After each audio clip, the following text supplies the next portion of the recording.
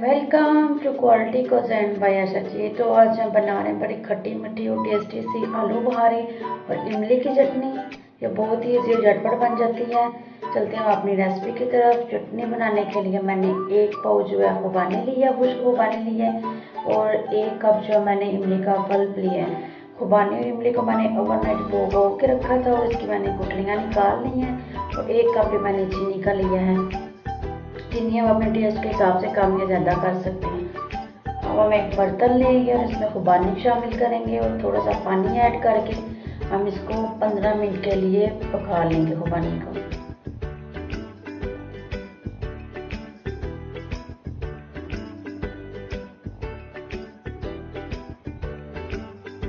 तो 15 मिनट के बाद जो है कुछ ऐसे लुक आ गई है हमारी जो है खुबानी की। अब इसमें हम इमली का पल्प शामिल करेंगे और इसको ठंडा करके जो है ब्लेंडर में हम डाल के इसका स्मूथ सा पेस्ट बना लेंगे।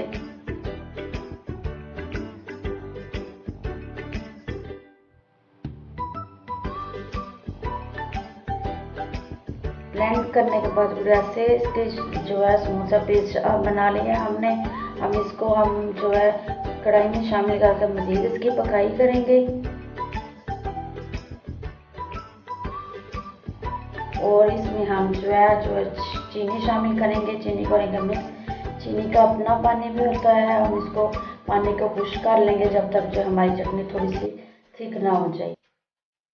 साथ ही हम इसमें 1 चम्मच है कुटी हुई लाल मिर्च, आधा चम्मच नमक और थोड़ा सा हम जो है काला नमक शामिल कर देंगे।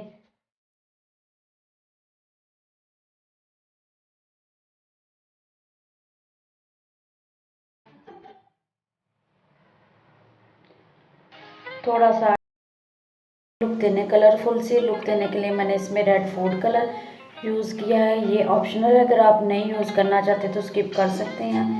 ये चटनी जो है दही भल्ले, फ्रूट चाट, बहुत सारी चाट्स में यूज़ होती है और बहुत टेस्टी बनती है जी। तो हमारी चटनी बबल्स बनना शुरू हो गए हैं और थिक होना शुरू हो गया है। तो इस स्टेज पे हम इसमें आधा कप जो है वाइट सिरका जो है ऐड करेंगे।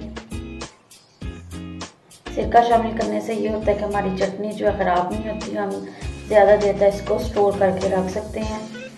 सिरका डाल के हम इसको मिक्स करेंगे और 1 से 2 मिनट के लिए मज़ीद इसको पकाएंगे। इससे ज़्यादा हम इसको पकाएंगे नहीं, क्योंकि इससे ज़्यादा हमें थिक कंसिस्टेंसी नहीं चाहिए, क्योंकि ये ठंडा होने के बाद मज़ीद जो है थिक हो जाएगी।